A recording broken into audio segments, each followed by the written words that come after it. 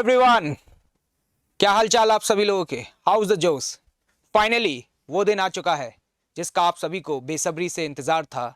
JEE advance 4 जून को होने जा रहा है और अब कई सारे स्टूडेंट्स के जहन में कई तरीके के सवाल चल रहे हैं।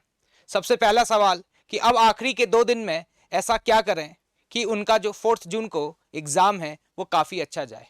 इस समय थ्योरी को रिवाइज करें या फिर पीवाईक्यूज लगाएं या फिर कुछ नए क्वेश्चंस, कुछ डिफिकल्ट क्वेश्चन जो आज तक उन्होंने सॉल्व नहीं किए उनको करें।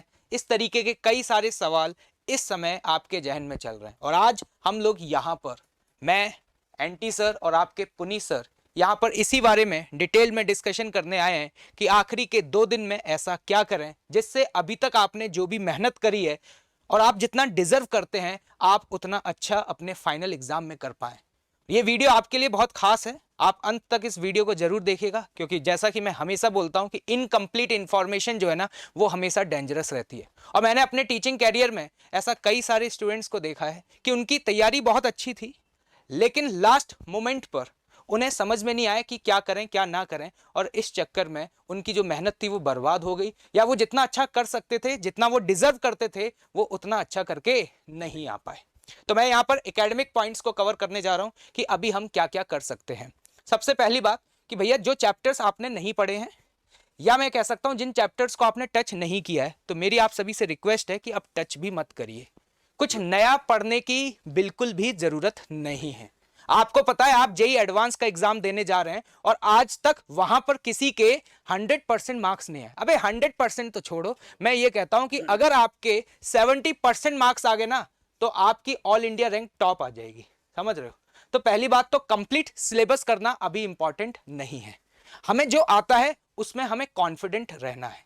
कॉन्फिडेंस इस समय सबसे ज्यादा इंपॉर्टेंट है। और एक रिक्वेस्ट है आप लोगों से कि प्लीज अब जो चैप्टर्स आपने पढ़ रखे हैं ना उस पर उन क्वेश्चंस को ना लगाएं जो आपने कभी नहीं लगाए। क्योंकि अगर आप क्वेश्चंस अटेम्प्ट करेंगे और आपसे क्वेश्चंस नहीं बने, क्वेश्चन ना बनने के पीछे ये रीजन नहीं होता कि आपको चैप्टर नहीं आता है। क्वेश्चन ना बनने के पीछे रीजन होता है कि हो सकता है उस कॉन्सेप्ट में जो मेथड यूज हो रहा हो वो आपको क्लिक ना किया हो। तो उससे क्या होता है कि हमारे मन में ये डर बैठता है एकदम से कि यार मेरे जो कॉन्सेप्ट्स है ना वो वीक है, मुझे दोबारा से थ्योरी पढ़नी चाहिए या मुझे चैप्टर नहीं आता। और सडन एकदम से आपका जो कॉन्फिडेंस है ना वो जमीन से भी 5 फीट नीचे चला जाता है। तो इसलिए मेरी रिक्वेस्ट है कि नए सवाल नहीं लगाने, जो हमने किया हुआ है ना उसी को बार बार करना है क्योंकि अभी कॉन्फिडेंस सबसे इंपॉर्टेंट रोल प्ले करेगा। मैं तो कहता हूं आपको इवन कम भी आता हो ना फिर भी हर दिन रात को सोने से पहले अपने आप से ये बोलना है कि यार मेरी तैयारी एक दिन मतलब एकदम जबरदस्त है और मैं 4 जून को ना इस एग्जाम को फोड़ के आने वाला हूं।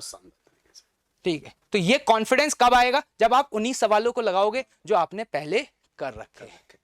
उन सवालों को लगाओगे तो बन जाएंगे, तो एक अंदर एक स्यूडो फीलिंग आएगी कि सब कुछ लाइफ में एकदम चंगा चल रहा है।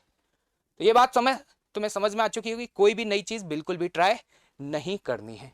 अब केमिस्ट्री, आपको पता है इंफॉर्मेशन काफी हाई स्कोरिंग सब्जेक्ट है, तो मैं आपसे कहूंगा कि उसमें कई सारे क्वेश्चन जो है ना वो डायरेक्ट इंफॉर्मेशन बेस्ड आते हैं।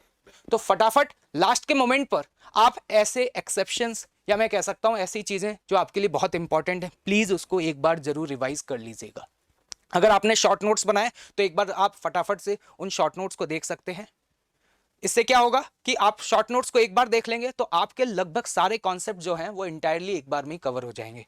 और एक और बात आपको बता दूं कि जब आप पेपर अटेम्प्ट कर रहे हो ना तो एक बात का विशेष ध्यान रखना कि जब आप रफ वर्क कर रहे हो ना तो प्लीज यार उसे रैंडम मत करना। क्योंकि रैंडम अगर तुमने रफ वर्क किया और इन द मिड सिचुएशन अगर आपकी कोई कैलकुलेशन एरर हो गई या आपको लगा कि यार क्वेश्चन में कुछ और पूछा गया है और कुछ और निकालना है, क्योंकि आपको पता है यार एडवांस में ऐसे क्वेश्चंस तो रेयरली फिजिक्स या मैथ्स में पूछे जाएंगे कि एक सिंगल स्टेप में आंसर आ जाए। डेफिनेटली उनमें कुछ कैलकुलेशंस होंगी, थोड़े मल्टीपल स्टेप्स होंगे। तो हम कई बार क्या करते हैं कि जब रफ वर्क करते हैं ना तो वो रफ वर्क बहुत रैंडम रहता है। और अगर रफ वर्क आपने रैंडम किया तो मैं आपको बता दूं आप अपना टाइम किल कर रहे होंगे। क्योंकि आपने मान लीजिए पहला स्टेप इस कॉर्नर पे लिखा और दूसरा स्टेप उस कॉर्नर पे लिखा और अब आप अपनी गलती को रेक्टिफाई करना चाहते हैं तो आपको पता ही नहीं चलेगा मेरा पहला स्टेप कहां गया और दूसरा स्टेप कहां गया। अगर आपको स्मार्टनेस दिखानी है और आप चाहते हैं कि आप भी जेई एग्जाम एक टॉप रैंक के साथ फोड़ के आए तो समझ लीजिए ब्रह्मास्त्र बता रहा हूं कि जो भी रफ वर्क करे ना उसको सिस्टमैटिक स्टेप बाय स्टेप करिएगा। उससे क्या होगा कि आप अपनी मिस्टेक्स को रेक्टिफाई कर पाएंगे। और सबसे इंपॉर्टेंट बात, मान लीजिए उस सवाल आपसे नहीं हुआ, आपने छोड़ के आगे मूव किए, जब लौट करके उस सवाल पे वापस आएंगे तो आप उन स्टेप्स को देख के बहुत आसानी से समझ पाएंगे कि एक्चुअली इस क्वेश्चन में क्या पूछा गया था। और रैंडमली अगर आपने कहीं भी कुछ भी लिखा तो सबसे बड़ी समस्या क्या होगी भाई, कि आप समझ ही नहीं पाएंगे। आई होप कि ये सारा आपके लिए काफ़ी है। तो एकेडमिक पॉइंट ऑफ व्यू से जो चीज़ें कवर करनी है वो मैंने आपको बता दी हैं। आगे और भी बहुत सारी चीज़ें जो नॉन एकेडमिक हमारे लिए इंपॉर्टेंट हैं और क्या क्या फैक्टर्स हैं जो इंपॉर्टेंट हैं वो आपके एंटी और पुनीत सर कंटिन्यू करेंगे। बताइए सर। एंटी। हेलो बच्चों। तो बच्चों, जैसे राहुल सर ने एक सबसे बड़ी अच्छी बात ये बोली कि कोई भी क्वेश्चन अभी नया ट्राई नहीं करना है, क्योंकि सबसे बड़ी बात क्या होती है, पहले तो मैं आपसे बात बोल देता हूं कि जितना भी आपको आता है या जितना भी आप लोगों ने अब तक गेन किया है जिस भी संस्थान में आप हैं उसमें, तो ये 100% डैम श्योर है सर कि उसी नॉलेज को अगर ये सिंक्रोनाइज कर लें तो उससे आप बेहतर से बेहतर रैंक निकाल सकते हैं। मतलब उसके लिए अब और एक्स्ट्रा नॉलेज की आपको जरूरत नहीं है। दूसरी बात, ये आप सब आपको पहले ही बोलते हैं कि ये एक्चुअली में जो आईआईटी का एग्जाम है ये पीसीएम के साथ साथ इंटेलेक्चुअल का भी गेम है, ये माइंड गेम भी आपके साथ खेलता है। तो इसका मतलब ये है कि आप अपने आप पर अभी सबसे ज्यादा ये सीखना है कि क्या हमको करना है, ये तो सीखना ही है, इससे ज्यादा ये सीखना है कि अब 2 दिन के अंदर क्या नहीं करना है। तो जैसे कि राहुल सर ने बोला कि सबसे पहले नए क्वेश्चन आपको नहीं करने हैं, कि ऐसा क्या होगा सर नए क्वेश्चन सॉल्व करने से। एक्चुअली में जैसे जैसे आप न्यू क्वेश्चन सॉल्व करोगे, आपने कोई मेथड लगाया उसमें, सर ने बताया ना कि हो सकता है कि आपको टॉपिक आता हो लेकिन वो मेथड आपने गलत पढ़ लिया, क्वेश्चन रीडिंग आपने गलत कर ली, तो उसके चक्कर में क्या होगा बेटा, आप अपने आप से क्वेश्चन करने लगोगे कि यार ये क्वेश्चन तो मुझे आता नहीं है। अगर आपने पहले पढ़ा हुआ है तो आप डेल्मा में चले जाओगे कि मुझे आता है या नहीं आता है। फिर आप अगर 2 दिन में अगर आप अभी यही सोचने लग जाओगे कि आपको आता है कि नहीं आता है, तो भैया आईआईटी का एग्जाम हो गया। तो सबसे पहले आपको न्यू क्वेश्चन ट्राई नहीं करने हैं, न्यू क्वेश्चन ट्राई नहीं करने हैं, और किसी भी प्रकार का कोई भी टेंशन दिमाग में नहीं रखनी है, कोई भी फियर फैक्टर आपको नहीं रखना है। हो सकता है ये सपना बचपन का है, एंजाइटी होना लाजमी है, सबके साथ होगा, लेकिन आपको अभी इन सब चीजों पर बच्चों कंट्रोल करना है। क्योंकि अगर आपके अंदर फियर फैक्टर डेवलप हुआ, अगर आपके दिमाग में कोई भी प्रकार का कोई टेंशन हुआ, तो इससे आपका, जिसे हम एग्जाम टेम्परामेंट बोलते हैं पढ़े लिखे लोग, वो एक्चुअली में इफेक्ट करेगा। आप क्या करोगे, जैसे कि पैराग्राफ का कॉम्प्रिहेंशन क्वेश्चन आया, कॉम्प्रिहेंशन आपको पता ही है सर कि कितना लंबा थ्योरेटिकल क्वेश्चंस आते हैं। अब आपको उसे पढ़ने के लिए फोकस चाहिए।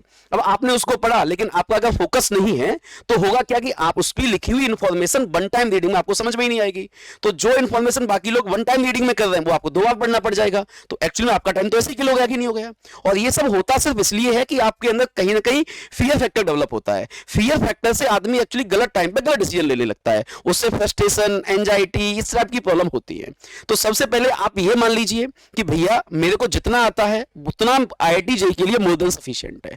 अब मुझे सिर्फ अपने आप पे कंट्रोल रखना है, टेंशन नहीं लेनी है किसी भी बात की, कोई एंजाइटी से दूर रहना है, नए क्वेश्चन ट्राई नहीं करने हैं। और जैसा कि राहुल सर ने बताया कि एग्जाम देते समय हमें अपनी जो रफ वर्क करना है उसको कैसे सीक्वेंस में करना है, इन चीजों पे आपको ध्यान देना है। दूसरी बात बच्चों, हमारे पास में भी 2 दिन बाकी हैं, तो 2 दिन में हम और क्या कर सकते हैं। तो सबसे एक अच्छी एडवाइस मैं आपको ये दूंगा कि जो भी आईआईटी के एग्जाम का टाइम है उस टाइम पर बच्चों आपको बिल्कुल भी सोना नहीं है। एक्चुअली में हमारी बॉडी हमारे एक्शन के हिसाब से ही वर्क करती है। इस बॉडी को पता होना चाहिए कि भाई जो भी टाइम है उसमें तुझे फुल एफिशिएंसी के साथ में वर्क करना है। तो इसका मतलब जो भी टाइम है आपका, चाहे मॉर्निंग का टाइम हो, इवनिंग का टाइम है, बिल्कुल भी नहीं सोना है। और मैं तो आपको एक एडवाइस बच्चों ये भी देना चाहूंगा कि जैसे एग्जाम सेंटर अननोन जगह पर होता है, आप एक काम कर सकते हैं, कल के दिन या परसों के दिन आप ऐसे ही किसी अननोन जगह पे आप अपने फ्रेंड के रूम पे जा सकते हैं, किसी रिलेटिव के घर पे जा सकते हैं, वहां पर जाकर के as it is JEE exam की एक प्रैक्टिस कर सकते हैं। लेकिन प्रैक्टिस में पेपर वही लीजिएगा जो पेपर आपने शायद ऑलरेडी दिया हो। कभी नया पेपर लेने की कोशिश वहां पे आपको नहीं करनी है। उससे क्या होगा कि जो एक्सटर्नल इन्वायरमेंट इफेक्ट करेगा आपको, उसकी प्रैक्टिस आपको पहले से हो जाएगी। तो उससे क्या होगा बच्चों कि एग्जाम हॉल में जो कोई भी चीज आपको जो ऑब्स्टेकल क्रिएट होगा उसकी प्रैक्टिस होगी, तो आप उसको अफेक्ट होने से बच जाएंगे। तीसरी चीज, बायोलॉजिकल क्लॉक पर कंप्लीटली ध्यान देना है आपको। सुबह कैसे, जिस दिन आप 2 दिन में आप एग्जैक्टली यही मानना है कि डेली आपका एग्जाम है, तो जिस दिन आप उस दिन जगने वाले हो उसी टाइम पे जगो, जो काम वो करते हो उसी टाइम पे करो, और जो भी एग्जाम का टाइम पे उसी टाइम पे आप पढ़ने के लिए बैठो। तो इन सब चीजों का ध्यान रखना है।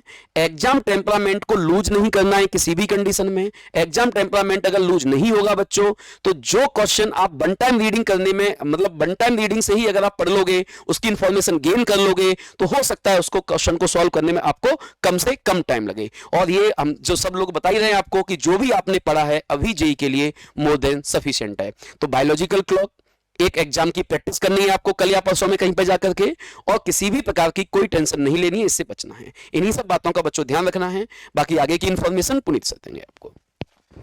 Thank you so much sir. तो हेलो प्यारे बच्चों, कैसे हो आप लोग?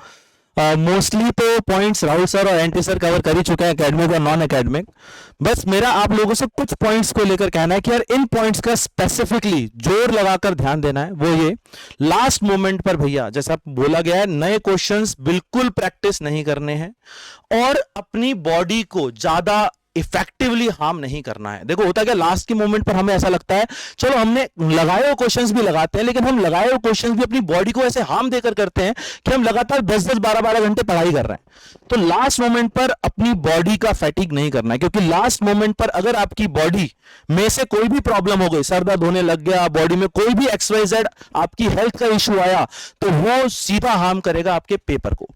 तो उस चीज का ध्यान रखना कि लास्ट मोमेंट पर भले ही आप, चाहे अगर मैं फिजिक्स की बात करूं तो फिजिक्स में आप सिर्फ फॉर्मूले पढ़कर जाएं, अभी लास्ट मोमेंट पर आपको सिर्फ फिजिक्स में फॉर्मूले ही पढ़ने हैं, क्योंकि फिजिक्स में सबसे जो मैंने बच्चों की इंपॉर्टेंट चीज देखी है जिसमें बच्चे रिजल्ट नहीं दे पाते, वो है फॉर्मूला याद नहीं आता। सर हमें लास्ट मोमेंट पर कौन सा फॉर्मूला लगाएं, साउंड में कौन सा फॉर्मूला यूज हो गया, हमें फॉर्मूले याद नहीं रहते। तो 2 दिन में है आपके पास, फिजिक्स में सिर्फ फॉर्मूले रिवाइज करें।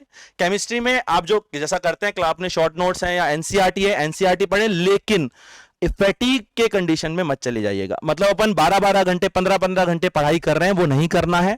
अपनी बॉडी को जितना रेस्ट दे सकते हैं उतना रेस्ट दें। ज्यादा पढ़ेंगे, ज्यादा माइंड में स्ट्रेस आएगा, ज्यादा फियर डेवलप होगा। उस फियर से बचें। उसके लिए जितनी कम आप पढ़ाई कर सकते हैं उतनी कम आप पढ़ाई करें, जितना मिनिमल नॉर्मल केसेस में आप पढ़ाई कर सकते हैं उतना पढ़ाई करें। आराम से खेले कूदे, अपने माइंड को 2 दिन के लिए भैया फ्री रखें, मैं तो यही कहूंगा।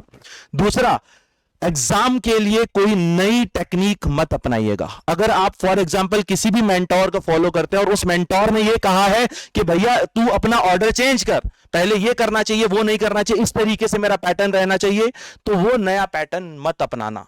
जो पैटर्न तुम अपने इंस्टीट्यूशन में आज तक अपनाते आए हो उसी को यूज करना है। जिस ऑर्डर में तुम सब्जेक्ट्स, जिस ऑर्डर में तुम क्वेश्चंस प्रैक्टिस करते आए हो, सिर्फ उसी ऑर्डर में करना है। उसको चेंज करने की कोशिश यहां मत करना, ठीक है भाई? तो यही तो मेरी तरफ से आप लोगों के लिए कि लास्ट मोमेंट पर जो भी आपके स्ट्रेस हैं उससे जितना बच सको उतना बचो, क्योंकि ऐसे बहुत से केस हम देख चुके हैं। क्यों सर? देख चुके हैं अपन कि बच्चा पूरे साल बहुत अच्छा परफॉर्म कर रहा होता है, लेकिन लास्ट के 2 दिन में वो ऐसी गलतियां कर जाता है, वो डर जाता है, स्ट्रेस ले लेता है, 12-12 15-15 घंटे पढ़ने लग जाता है, कम सोने लग जाता है, जिस कारण से वो उस लेवल तो को अचीव नहीं कर पाता जिस लेवल का वो स्टूडेंट था। मतलब आईआईटी क्लियर हो जाती है नो डाउट, बट वो जिस लेवल पर पहुंच सकता था ना, वो लेवल नहीं आ पाएगा। तो आप जान लीजिए इन 2 दिनों में आपको सिर्फ क्या करना है, अपनी बॉडी को कूल रखना है। क्या नहीं करना? बहुत ज्यादा मेहनत नहीं करनी। अब जितनी मेहनत हो चुकी है उतनी मेहनत हो चुकी है, सही बात है, बहुत है उतनी आपने जितनी कर ली। और इसके अलावा आपको ध्यान ये रखना है कि बायोलॉजिकल क्लॉक बिल्कुल टाइमली मेंटेन रहे, ठीक? हमारा दुश्मन आज की डेट में अगर 2 दिन जो बर्बाद कर सकता है वो हम खुद हैं। हमारा कोई टाइम दूसरा बर्बाद नहीं कर सकता, हम अपना टाइम खुद बर्बाद कर सकते हैं, अपना आईआईटी जेईई का पेपर भी बर्बाद कर सकते हैं। इस बात का ध्यान रखना है कि हम अपने दुश्मन खुद बन सकते हैं, क्योंकि अगर हमारे दिमाग ने सोच लिया तो हमारे लिए एक छोटा सा पत्थर भी एक हिमालय से बड़ा प्रॉब्लम बन सकता है, ठीक? तो अपने दिमाग को थोड़ा कूल डाउन रखें, स्ट्रेस ना लीजिए, ठीक? तो मेरा आपसे ये कहना है कि अपना लास्ट मोमेंट पर फुल एफर्ट मारते रहो, जितना दे सकते हो, कूल डाउन रह के मेहनत करो और जेईई एडवांस की अच्छे से प्रैक्टिस करो। और लास्ट में एक बात और कहना चाहूंगा कि भैया बिना एक्सपेक्टेशन के एग्जाम देने जाना है। टारगेट सेट मत करना कि मुझे कम से कम इतने मार्क्स लाने, क्योंकि तुम्हें नहीं पता कि जो पेपर आने वाला है उसका लेवल कैसा रहेगा। हो सकता है वो एक्सट्रीमली टफ हो, इट मे बी पॉसिबल कि वो एक्सट्रीमली आसान हो। अब तुम्हें ये भी नहीं सोचना कि लेवल कैसा होगा, क्योंकि मार्क्स से सिलेक्शन नहीं होगा, रैंक से सिलेक्शन होगा। रिलेटिव मार्किंग इंपॉर्टेंट है वहां पे, तो कोई एक्सपेक्टेशन नहीं। इवन आपके पेरेंट्स, आपके रिलेटिव अगर आपसे ये पूछें भी कि बेटा इस बार सिलेक्शन हो जाएगा, इस बार क्या टारगेट है, कितना स्कोर, किसी को कुछ बोलने की जरूरत नहीं है। इस कान से सुनो, इससे बाहर निकालो, मस्त होकर के जाओ। उस पेपर में जो क्वेश्चन तुम्हें लगता है कि तुम्हारे सिलेबस का पार्ट है, जो क्वेश्चन तुम्हें लगता है कि तुम कर सकते हो, उसको करो और मूव ऑन। क्योंकि उस पेपर में कई सारे ऐसे भी सवाल होंगे जो हो सकता है कि सिर्फ वेस्ट आपके टाइम को वेस्ट करने के लिए दी हों, तो ऐसे सवालों को छोड़ना भी है। क्योंकि लास्ट मोमेंट पे एक बात याद दिलाना चाहूंगा कि अगर आप पिछले 10 साल के ट्रेंड्स देखें तो जो कट ऑफ है ना वो 30 से 35% गया है। मतलब 10 में से अगर आपसे 3 से 4 सवाल भी अगर सही हो गए तो आपका सिलेक्शन पक्का है। तो याद रखिएगा, हम सभी की तरफ से आपको जेईई एडवांस एग्जाम की शुभकामनाएं। शुभकामनाएं। जीत उसी की होती है जो इंसान मेहनत करने की ठान ले, और हार उसी की होती है जो इंसान कभी उठने की कोशिश ना करे। तो जेईई एडवांस के लिए आप सबको हमारी तरफ से बेस्ट ऑफ लक। और anti sir, all the best बच्चों, बस जो जो बातें आपको बोली गई हैं उनको फॉलो कीजिए। Okay, wish you good luck बेटा। Crack it.